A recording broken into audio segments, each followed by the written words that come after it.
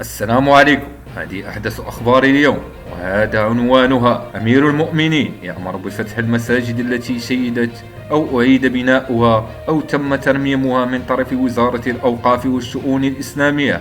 نرجو الإعجاب بالفيديو والاشتراك في القناة ليصلكم كل جديد. تفضل مولانا أمير المؤمنين صاحب الجلالة الملك محمد السادس أعزه الله، فأمر بأن تفتح في وجه المصلين المساجد التي شيدت أو أعيد بناؤها أو ترميمها من طرف وزارة الأوقاف والشؤون الإسلامية.